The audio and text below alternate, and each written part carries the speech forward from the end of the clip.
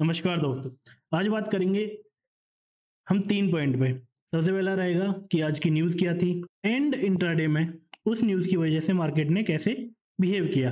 क्योंकि एक इतनी बड़ी न्यूज़ मार्केट में थी, सो एफआईआई, डीआईआई ने क्या किया, कितनी बाइंग की, कितनी सेलिंग की और ओवरऑल उनका क्या रहा, जिससे हमें एक अंदाज़ा भी लगेगा कि इस मंथ हम क्या एक एक्सपेक्ट कर सकते हैं मार्केट से।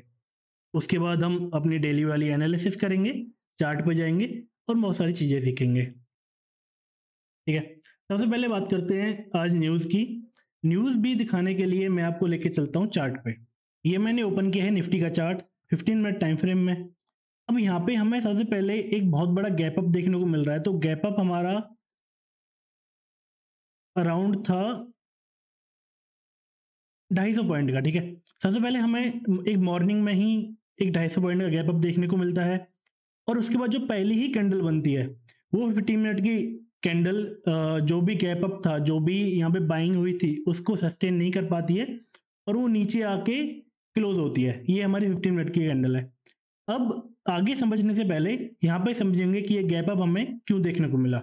ये हमारा गैप अप हुआ था क्योंकि हमारी एक न्यूज़ आई थी, न्यूज़ थी जीएसटी की, कि हमारे कुछ जीएसटी रिफॉर्म आए हैं जो कि 22 सितंबर से एप्लीकेबल होंगे। एंड उसमें हमारे जो टैक्स स्लैब था 28% जो था, उसमें से आके 5% एंड 18% टैक्स स्लैब में को बहुत सारी चीजें आ गई हैं। मैं इतनी डिटेल में वो जीएसटी स्लैब वाला नहीं बताने वाला हूँ। हम बात करेंगे अपने निफ्टी की। तो उसकी वजह से यहाँ पे एक बहुत ही अच्छा हमें एक मॉर्निंग में गैप अप देखने को मिला। लोगों को लगा कि ठीक है, अब तो टैक्स कम हो गया है, जो हमारा कॉमन पीपल है वो लोग बाइंग करेंगे और बहुत सारे हमारी सेल्स अच्छी हो सकती हैं बहुत सारी कंपनीज की। जो हमारा कंज्यूमेबल्स है और बहुत सारी चीजें हैं, इंश्योरेंस हैं और कुछ कुछ लोग स्पेंडिंग करेंगे यहाँ पे आके, ठीक है? तो इस माइंडसेट से यहाँ पे एक गैप अप देखने को मिला, लेकिन वो सस्टेन नहीं कर पाया। अब उसकी भी वजह मैं एक अभी आपको बताऊंगा। तो इंट्राडे में हुआ क्या? इंट्राडे में ये हुआ कि यहाँ पे एक गैप अप हमारा ओपन होता है, जो कि हमारा 15 मिनट चार्ट पे ऑलरेडी एक रेजिस्टेंस था। ये जोन में हमारा ऑलरेडी एक रेजिस्टेंस था और यहाँ से ही हमारी सेलिंग आनी स्टार्ट होती है। और जो कि हमारा 250 पॉइंट का गैप अप सिर्फ 20 पॉइंट का रह जाता है। 250 पॉइंट का गैप अप जो मॉर्निंग में था, वो रह जाता है हमारा 18 पॉइंट का।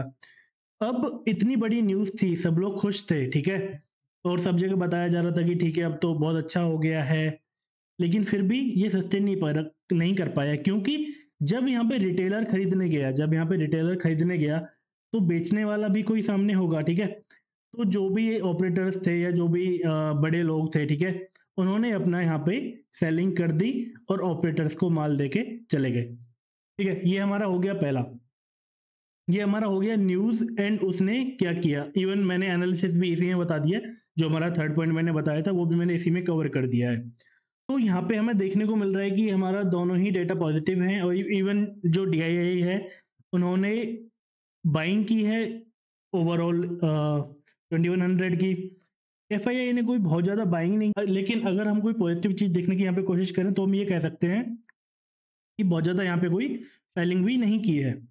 अगर ओवरऑल में बात करते हैं, तो यहाँ पे 2200 कुछ 2200 का कुछ डीआईआई का बाइंग है एंड 106 का नेट सेल है एफआईआई का। अब यहाँ पे है तो ये सेलिंग एफआईआई की, ठीक है? लेकिन क्योंकि ये बहुत ज़्यादा बड़ा नंबर नहीं है, तो हम एक एक्सपेक्ट कर सकते हैं कि ये जो हमारा सितंबर मंथ है, ये हमारा थोड़ा सा अच्छा जा सकता है, ठीक है?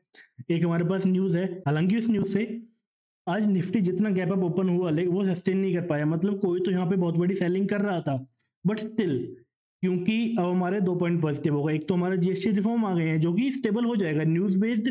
मैं समझ सकता हूँ कि जिस दिन न्यूज़ आती है, जब लोग सारे लोग एक्सपेक्ट कर रहे होते हैं कि अब यहाँ पे बाइंग आएगी, उस दिन सेलिंग आ जाती है। ये बहुत अच्छा, ये शुरू से ही एक बहुत बढ़िया ऑपरेटर की चाल होती है, ठीक है? दूसरा हमारा पॉइंट, अब क्योंकि ये न्यूज़ तो अभी आज ना कल स्टेबल हो जाएगी, ठीक है? ओवरऑल तो क्योंकि जीएसटी रिफॉर्म हुए हैं, तो लोग तो बाइंग करेंगे ही, ठीक है? क्योंकि टैक्स कम हुआ है, तो लोगों को चीजें सस्ती तो मिलेंगी, तो लोग उन्हें और ज्यादा खरीदने की कोशिश करेंगे, पहली बात।